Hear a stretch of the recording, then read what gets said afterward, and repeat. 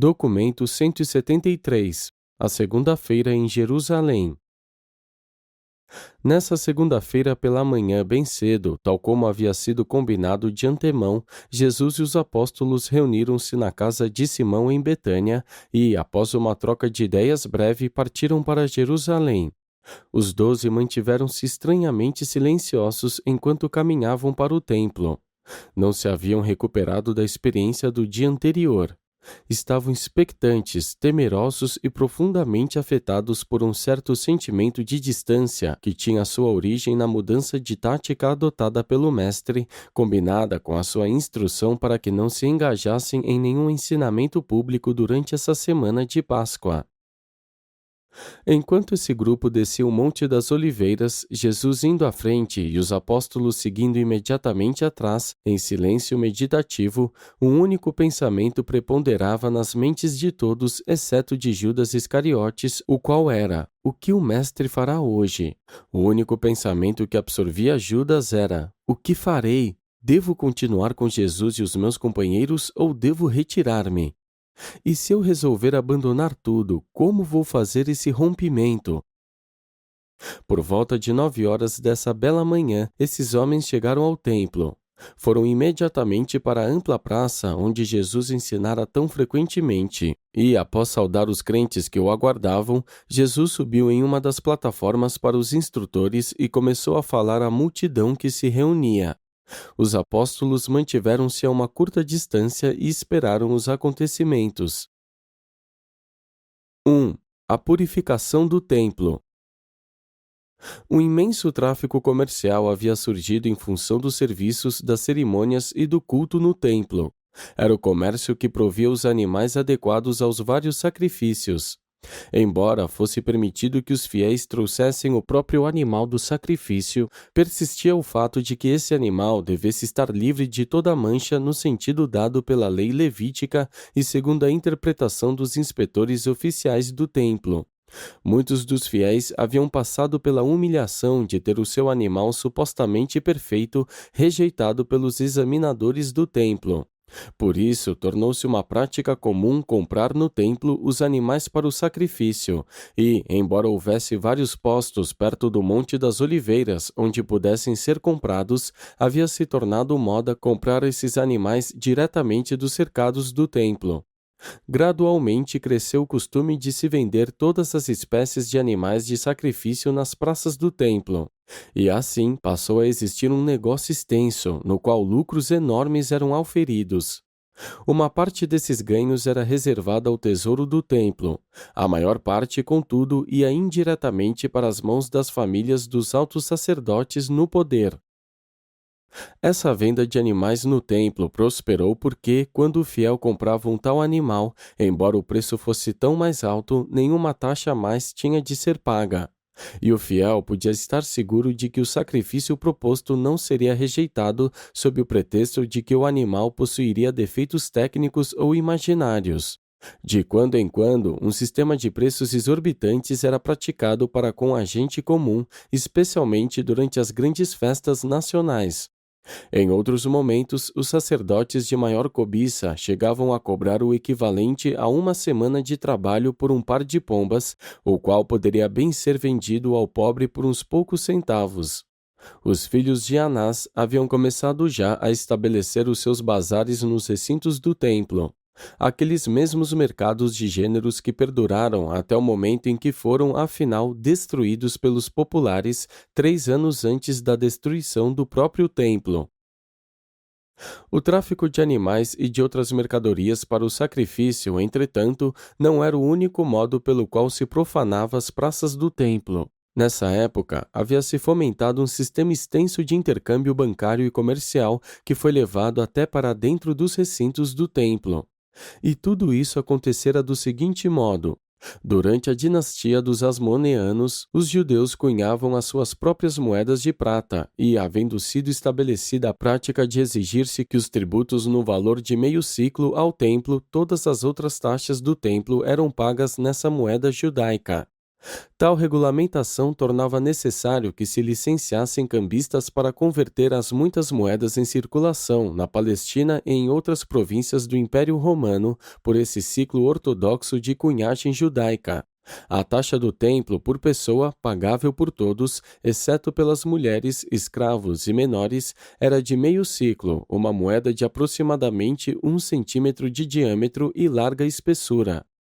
Na época de Jesus, os sacerdotes estavam isentos também do pagamento das taxas do templo. E, desse modo, entre os dias 15 e 25 do mês anterior à Páscoa, os cambistas autorizados instalavam os seus postos nas principais cidades da Palestina, com o propósito de fornecer ao povo judeu a moeda adequada para pagar as taxas do templo quando estivesse em Jerusalém. Depois desse período de 10 dias, os cambistas iam para Jerusalém e continuavam com as suas mesas de câmbio nas praças do templo. Era-lhes permitido cobrar uma comissão equivalente a 3 ou 4 cêntimos pela troca de uma moeda cujo valor era de cerca de 10 cêntimos, e caso uma moeda de maior valor fosse oferecida para a troca, era-lhes permitido cobrar em dobro. Do mesmo modo, esses banqueiros do templo recebiam com lucros pela troca de qualquer dinheiro destinado à compra de animais para sacrifício ou destinado ao pagamento de votos e oferendas. Esses cambistas do templo não apenas efetuavam os negócios bancários pelo lucro no câmbio, de mais de 20 moedas diferentes que os peregrinos visitantes traziam periodicamente a Jerusalém, mas também participavam de todas as outras espécies de transações pertinentes ao negócio bancário. E tanto o tesouro do templo quanto os seus dirigentes lucravam tremendamente com essas atividades comerciais.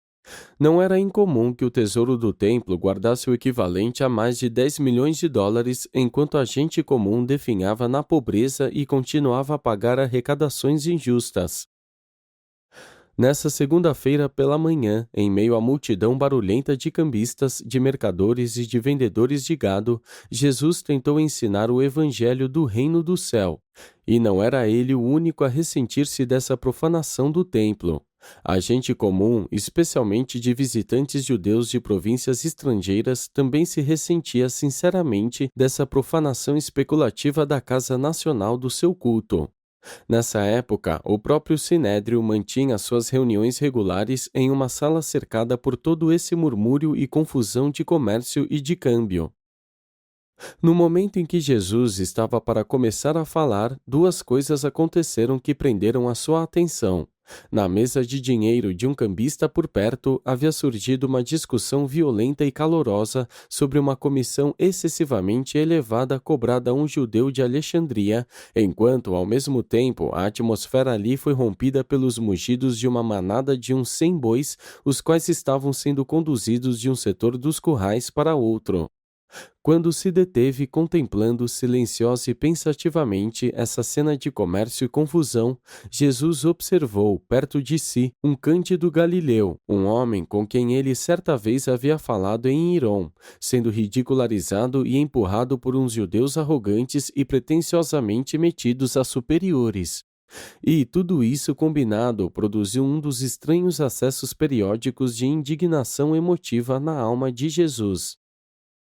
Para assombro dos seus apóstolos que estavam por perto e que se abstiveram de participar naquilo que logo aconteceu, Jesus desceu da plataforma de instrutor e dirigiu-se ao garoto que estava conduzindo o gado pela praça, tomou dele o chicote de cordas e rapidamente tirou os animais do templo. Isso, todavia, não foi tudo. A passos largos e majestosamente diante do olhar assombrado das milhares de pessoas reunidas na praça do templo, Jesus dirigiu-se ao curral mais distante e pôs-se a abrir as porteiras de todos os currais e a colocar para fora os animais aprisionados. Nesse momento, os peregrinos ali reunidos ficaram exaltados e, em uma gritaria tumultuada, foram até os bazares e começaram a virar as mesas dos cambistas. Em menos de 5 minutos, todo o comércio foi varrido do templo. No instante em que os guardas romanos da vizinhança surgiram em cena, tudo já havia sido aquietado e a multidão já se encontrava comportada. E Jesus, voltando à plataforma do orador, disse à multidão: Vós testemunhastes neste dia o que está escrito nas Escrituras: a minha casa será chamada de uma casa de oração para todas as nações, mas fizestes dela um covil de ladrões. Antes, contudo, de Jesus poder dizer outras palavras mais, a grande multidão irrompeu em hosanas de louvação e logo em seguida um grande grupo de jovens saindo da multidão cantou hinos de gratidão por os mercadores profanos e usuários haverem sido expulsos do templo sagrado. Nesse momento, alguns dos sacerdotes tinham chegado ao local e um deles disse a Jesus: Não ouvis o que os filhos dos levitas dizem? E o mestre respondeu: Nunca lestes da boca das crianças e dos lactentes a louvação saiu perfeita? Durante todo o restante daquele dia, enquanto Jesus ensinava, os guardas colocados pelo povo vigiavam em cada arco de entrada e não permitiriam que ninguém levasse sequer uma vasilha vazia pelas praças do templo. Quando os principais sacerdotes e os escribas ouviram contar sobre esses acontecimentos, ficaram sem fala. Quanto mais temiam o mestre, mais ficavam determinados a destruí-lo. Mas se sentiam confusos, não sabiam como executar a sua sentença de morte por temerem bastante as multidões, que agora expressavam abertamente a sua aprovação pela expulsão dos especuladores profanos. E durante todo esse dia, um dia de paz e de tranquilidade nas praças do templo, o povo ouviu aquele ensinamento e manteve-se literalmente suspenso pelas palavras do mestre. Essa ação surpreendente de Jesus estava além da compreensão dos seus apóstolos. Eles ficaram tão desconcertados pela ação repentina e inesperada do seu mestre que permaneceram agrupados durante todo o episódio perto da plataforma do orador, e não levantaram sequer um dedo para ajudar nessa limpeza do templo. Se esse acontecimento espetacular tivesse ocorrido no dia anterior, no momento da chegada triunfal de Jesus ao templo, no término da sua tumultuada procissão pelos portões da cidade, todo o tempo aclamado em altos brados, a multidão teria estado pronta para tudo. Mas, vindo como veio, ninguém se encontrava absolutamente preparado para participar. Essa purificação do templo mostra a atitude do mestre para com a comercialização das práticas da religião, bem como a sua abominação por todas as formas de injustiças e de extorsão dos pobres e dos ignorantes. O episódio demonstra também que Jesus não via com aprovação a renúncia de empregar a força para proteger a maioria de um certo grupo humano qualquer contra as práticas desleais e escravizadoras de minorias injustas, as quais podem entrincheirar-se por detrás do poder político, financeiro ou eclesiástico. Não se deve permitir que homens astuciosos, perversos e artificiosos organizem-se para a exploração e opressão daqueles que, por causa do seu idealismo, não estão dispostos a recorrer à força para se autoproteger ou para a execução dos seus projetos dignos de louvor. 2. Desafiando a autoridade do Mestre. A entrada triunfal em Jerusalém no domingo intimidara tantos líderes judeus que eles se abstiveram de prender Jesus. Hoje, essa purificação espetacular do templo, do mesmo modo, adiou efetivamente a prisão do mestre. Dia a dia, os dirigentes dos judeus tornavam-se cada vez mais determinados a destruí-lo, mas ficavam perturbados por dois medos que conspiraram para retardar a hora de desferir o golpe.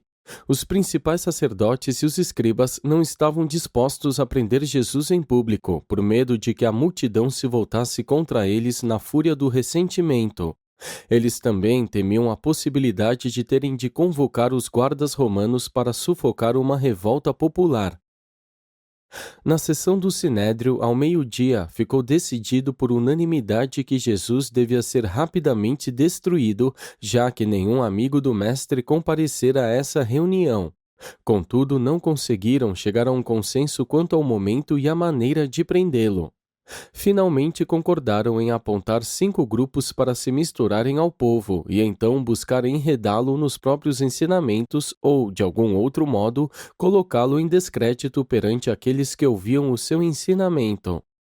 E assim, por volta das 2 horas, quando Jesus mal havia iniciado a sua palestra sobre a liberdade da filiação, um grupo desses anciães de Israel abriu caminho até perto de Jesus e, interrompendo-o da maneira costumeira, fizeram esta pergunta: com qual autoridade tu fazes essas coisas? Quem te deu essa autoridade?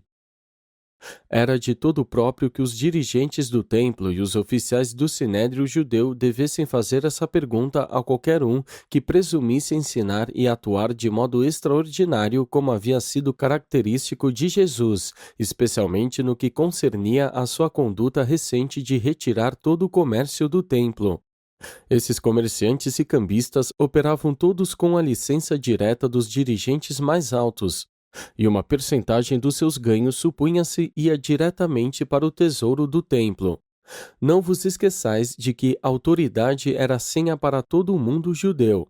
Os profetas estavam sempre suscitando problemas, posto que, tão ousadamente, presumiam ensinar sem autoridade, sem terem sido devidamente instruídos nas academias rabínicas e sem serem ordenados regularmente pelo sinédrio. A falta dessa autoridade em pregações públicas pretensiosas era considerada como indicadora de atrevimento ignorante ou de rebelião aberta. Nessa época, apenas o sinédrio poderia ordenar um ancião ou um instrutor, e a cerimônia para tal havia de ter lugar na presença de pelo menos 3 pessoas que tivessem sido assim anteriormente ordenadas. Tal ordenação conferia o título de rabino ao instrutor e também o qualificava para atuar como juiz, obrigando ou desobrigando as questões que poderiam ser levadas a ele para julgamento. Nessa hora da tarde, os dirigentes do templo vieram perante Jesus não apenas desafiando o seu ensinamento, mas também os seus atos. Jesus bem sabia que esses mesmos homens há muito vinham afirmando publicamente que a sua autoridade para ensinar era satânica e que todas as suas obras poderosas haviam sido realizadas pelo poder do príncipe dos demônios. O mestre, por conseguinte, começou a sua resposta à pergunta deles, devolvendo-lhes uma contrapergunta. Disse Jesus: eu gostaria de fazer-lhes uma pergunta que, se me responderdes, eu da mesma forma dir-vos-ei por meio de qual autoridade eu faço essas obras. De quem provém o batismo de João? João obteve a sua autoridade dos céus ou dos homens? E quando seus interrogadores ouviram isso, retiraram-se de lado para aconselharem-se entre si quanto à resposta que deveriam dar. Haviam pensado em embaraçar Jesus diante da multidão, mas agora se encontravam muito mais confundidos diante de todos que estavam reunidos naquele momento na praça do templo. E a derrota deles tornou-se ainda mais aparente quando voltaram dizendo a Jesus: a respeito do batismo de João, não podemos responder, não sabemos. E assim responderam ao mestre após haverem argumentado entre si.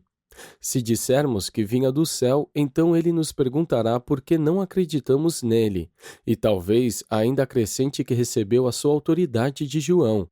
E se dissermos que provinha dos homens, então a multidão poderia voltar-se contra nós, pois a maioria deles sustenta que João foi um profeta.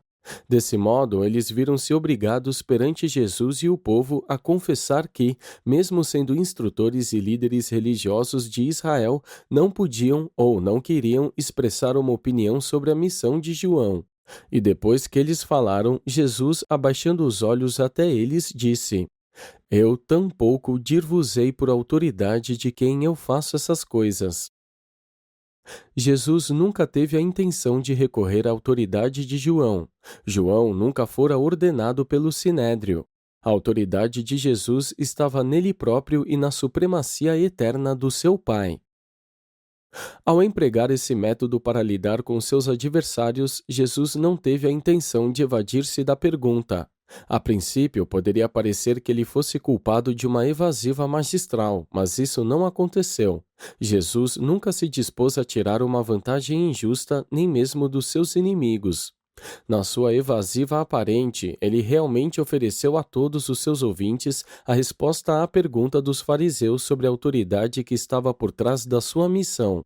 Eles haviam afirmado que Jesus atuava pela autoridade do príncipe dos demônios, e ele havia repetidamente dito que todos os seus ensinamentos e obras vinham do poder e da autoridade do seu Pai nos céus.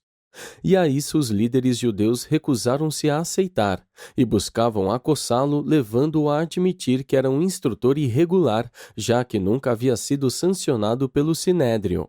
Ao responder a eles como fez, embora sem pretender que a sua autoridade viesse de João, ele satisfez ao povo com a conclusão de que o esforço dos seus inimigos para pegá-lo em uma armadilha efetivamente havia recaído sobre eles próprios e os desacreditava aos olhos de todos ali presentes. E tal genialidade do mestre para lidar com seus adversários era o que os deixava com tanto medo dele. E não tentaram mais perguntar nada naquele dia. Retiraram-se para aconselhar-se ainda mais entre si. O povo, contudo, não demorou em discernir a desonestidade e a insinceridade nessas perguntas feitas pelos dirigentes judeus. Mesmo a gente comum não podia deixar de diferenciar entre a majestade moral do mestre e a hipocrisia insidiosa dos seus inimigos. Contudo, a limpeza do templo havia levado os saduceus a unirem-se aos fariseus no aperfeiçoamento do plano para destruir Jesus. E os saduceus agora representavam a maioria no Sinédrio. 3. Parábola dos dois filhos. Enquanto os capciosos fariseus permaneciam ali diante de Jesus em silêncio, ele abaixou os olhos para encará-los e dizer: Posto que tendes dúvidas sobre a missão de João e já que estáis coligados em inimizade contra os ensinamentos e obras do Filho do Homem, prestai atenção à parábola que irei contar-vos. Um certo dono de terras, grande e respeitado, possuía 2 filhos, e, desejando a ajuda dos seus filhos na administração das suas extensas propriedades, veio até um deles e disse: Filho, vá trabalhar hoje no meu vinhedo. E esse filho irrefletido respondeu ao pai, dizendo: Eu não irei.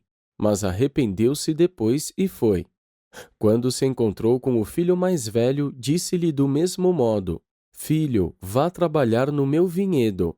E esse filho, hipócrita e infiel, respondeu: Sim, meu pai, eu irei. Mas quando seu pai distanciou-se, ele não foi. Deixe que eu vos pergunte, qual desses filhos realmente fez a vontade do seu pai? E o povo falou em uma só voz, dizendo: O primeiro filho. E então Jesus disse: Assim é. E agora eu declaro que publicanos e prostitutas, ainda que pareçam negar-se ao chamado de arrependimento, verão o erro do seu caminho e irão para o reino de Deus antes de vós, que tem grandes pretensões de servir ao Pai nos céus, mas que recusais a fazer as obras do Pai. Não fostes vós, fariseus e escribas, que cresces em João, mas foram, sim, os publicanos e os pecadores. E vós não acreditais nos meus ensinamentos, mas o povo comum ouve as minhas palavras com contentamento. Jesus não desprezou os fariseus e os saduceus pessoalmente. Ele buscou desacreditar na verdade os seus sistemas de ensino e de prática. Ele não foi hostil a nenhum homem, mas, em tudo isso, ocorre um choque inevitável entre uma religião nova e viva do Espírito e a religião velha da cerimônia, da tradição e da autoridade. Os 12 apóstolos, durante todo esse tempo, permaneceram perto do Mestre, mas de nenhum modo participaram desses atos. Cada um dos 12 reagia de uma maneira própria e peculiar aos acontecimentos desses últimos dias na ministração de Jesus na carne. E cada um deles, igualmente, permaneceu obediente ao comando do Mestre para que se abstivesse de qualquer ensinamento e pregação públicos durante essa semana de Páscoa. 4. Parábola do proprietário ausente. Quando os principais fariseus e escribas que haviam procurado envolver Jesus com as suas perguntas terminaram de ouvir a história dos 2 filhos, retiraram-se para um novo aconselhamento. E o mestre, voltando a sua atenção para a multidão atenta, contou uma outra parábola. Havia um homem bom que era dono de uma propriedade e que plantou um vinhedo. Colocou uma cerca em volta da plantação, cavou uma vala para prensar uva e construiu uma torre de vigia para os guardas. Então deixou o vinhedo para uns arrendatários enquanto saiu em uma longa viagem a um outro país. Quando a estação das frutas se aproximou, ele enviou serviçais aos arrendatários para receber o aluguel. Todavia, eles consultaram entre si e recusaram-se a dar àqueles serviçais as frutas que deviam ao senhor deles. Além disso, agredindo os serviçais, bateram em um deles, apedrejaram outro e mandaram os outros embora de mãos vazias. Quando o proprietário soube de tudo isso, enviou outros serviçais de maior confiança para negociar com esses arrendatários perversos. A estes, eles feriram e trataram também de modo vergonhoso. E então o proprietário enviou seu serviçal favorito, o seu administrador, e eles mataram-no. E ainda, com toda a paciência e indulgência, ele despachou muitos outros serviçais, mas a nenhum eles receberiam. Em alguns eles bateram, a outros eles o mataram. E quando o proprietário se viu tratado dessa maneira, decidiu enviar o seu filho para lidar com esses arrendatários ingratos, dizendo a si próprio: Eles podem destratar os meus serviçais, mas certamente demonstrarão respeito pelo meu filho amado. Mas, quando esses arrendatários perversos e sem arrependimento viram o filho, eles raciocinaram entre si: Esse é o herdeiro. Vinde, vamos matá-lo e então a herança será nossa. E assim eles agarraram-no e depois de jogá-lo para fora do vinhedo, eles o mataram. Quando o senhor daquele vinhedo souber como eles rejeitaram e mataram o seu filho, o que ele fará àqueles homens ingratos e perversos? Ao ouvirem essa parábola e a pergunta que Jesus havia feito, alguns em meio ao povo responderam: Ele irá destruir esses homens miseráveis e arrendará o seu vinhedo a outros agricultores honestos que lhe entregarão as frutas na estação certa. Quando alguns entre os que estavam ouvindo perceberam que essa parábola referia-se à nação judaica, ao tratamento que ela havia dispensado aos profetas e à rejeição iminente de Jesus e do evangelho do reino, eles disseram com tristeza: Que Deus proíba que continuemos a fazer essas coisas. Jesus viu um grupo de saduceus e fariseus abrindo caminho na multidão, e então parou um pouco até que eles chegassem perto dele, quando então disse: Vós sabeis como os vossos pais rejeitaram os profetas, e bem sabeis que, no vosso coração, já decidistes rejeitar o Filho do Homem. Na ocasião, olhando de modo perscrutador para esses sacerdotes e anciães que permaneciam na sua frente, Jesus disse: Já lestes nas Escrituras sobre a pedra que os construtores rejeitaram e que, quando o povo a descobriu, foi convertida na pedra angular? Assim, uma vez mais, eu vos previno de que, se continuardes a rechaçar a esse evangelho, em breve o reino de Deus será tirado de vós e dado a um povo disposto a receber as boas novas e a conceber os frutos do Espírito. E há um mistério a respeito dessa pedra, pois aquele que cai sobre ela, ainda que se rompa em pedaços, será salvo. Mas aquele sobre o qual essa pedra cair, será convertido em pó e as suas cinzas jogadas aos quatro ventos. Ao ouvirem essas palavras, os fariseus compreenderam que Jesus referia-se a eles próprios e aos outros líderes judeus. Eles desejavam ardentemente prendê-lo ali e naquele momento, mas temiam a multidão. Contudo, estavam tão enraivecidos com as palavras do Mestre, que se retiraram e organizaram outro conselho entre eles para saber como poderiam levá-lo à morte. E, naquela noite, os saduceus e os fariseus uniram as mãos para planejar pegá-lo no dia seguinte. 5. Parábola da festa de casamento. Após haverem se retirado os escribas e os dirigentes, Jesus dirigiu-se uma vez mais à multidão reunida e contou a parábola da festa de casamento. Ele disse: O reino do céu pode ser comparado a um certo rei que fez uma festa de casamento para o seu filho e despachou mensageiros para chamar todos aqueles que haviam sido previamente convidados para a festa, dizendo: Tudo está pronto para a ceia de casamento no palácio do rei. Nisso, muitos daqueles que haviam prometido comparecer, desta vez negaram-se a ir. Quando o rei soube dessas recusas ao seu convite, enviou outros servos e mensageiros, dizendo-lhes: Comunicai a todos aqueles que foram convidados para virem, pois eis que o meu jantar está pronto. Os meus bois e os animais mais gordos foram mortos, e tudo está mais que pronto para a celebração do casamento vindouro do meu filho.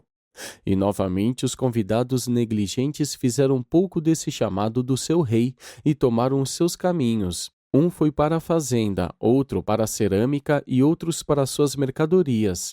Outros ainda, não contentes em menosprezar assim o convite do rei, em uma rebelião aberta, pegaram os seus mensageiros, maltratando-os vergonhosamente e matando mesmo alguns deles.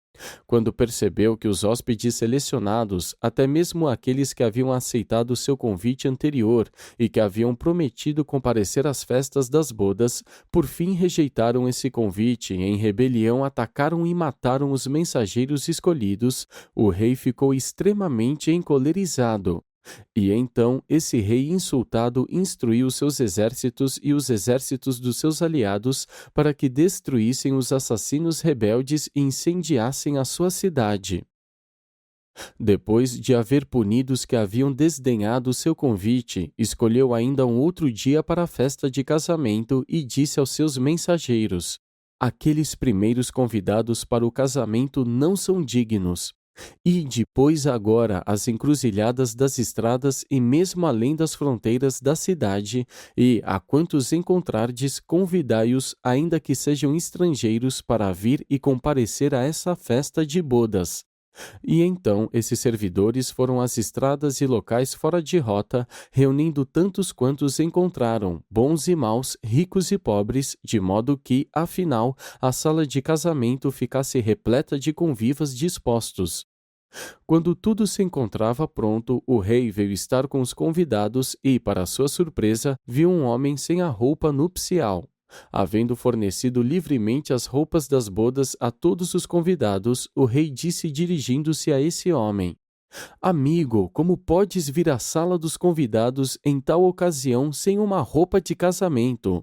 E esse homem, desprevenido, ficou calado.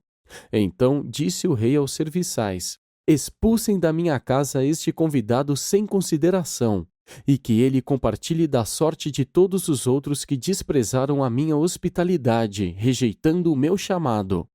Não terei aqui ninguém a não ser aqueles que se regozijam de aceitar o meu convite, e que me honram ao vestir as roupas de convidados gratuitamente oferecidas a todos.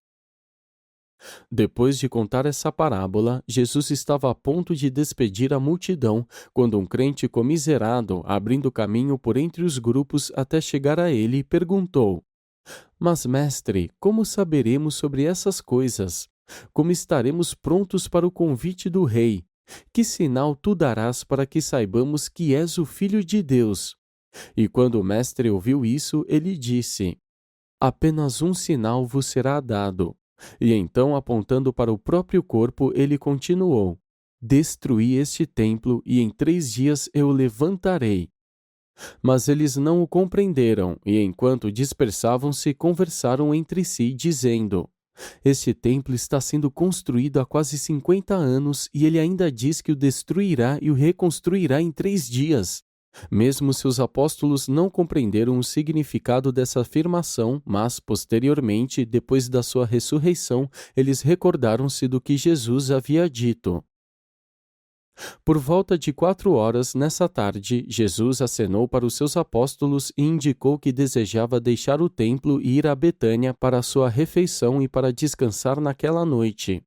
Na subida do Monte das Oliveiras, Jesus indicou a André, a Filipe e a Tomé que, no dia seguinte, deveriam estabelecer um acampamento mais próximo da cidade para poderem ocupá-lo durante o restante da semana da Páscoa. Em cumprimento a essa instrução, na manhã seguinte, colocaram as suas tendas em uma ravina inclinada que dominava o parque de acampamento público do Getsemane, em um pequeno terreno que pertencia a Simão de Betânia. E, novamente, era um grupo de judeus silenciosos, aquele que subiu a rampa oeste do Monte das Oliveiras nesse domingo à noite. Esses 12 homens, como nunca antes, começavam a sentir que alguma coisa trágica estava para advir. Embora a dramática purificação do templo durante aquela manhã houvesse renovado as esperanças de ver o Mestre impor-se, manifestando seus altos poderes, os acontecimentos de toda a tarde resultaram mais em um anticlímax apenas, pois indicavam todos uma rejeição certa dos ensinamentos de Jesus da parte das autoridades judaicas. Os apóstolos, que estavam já tomados pela dúvida, se viram presos pela forte garra de uma incerteza terrível. Deram-se conta de que uns poucos e curtos dias apenas interpunham-se entre os acontecimentos do dia que passava e o colapso de uma fatalidade iminente. Todos sentiam alguma coisa terrível por acontecer, mas não sabiam o que esperar. E foram para os seus vários locais de descanso, mas pouco dormiram. Até mesmo os gêmeos Alfeus, afinal, foram despertados para a compreensão de que os acontecimentos da vida do Mestre estavam rapidamente atingindo a sua culminação final.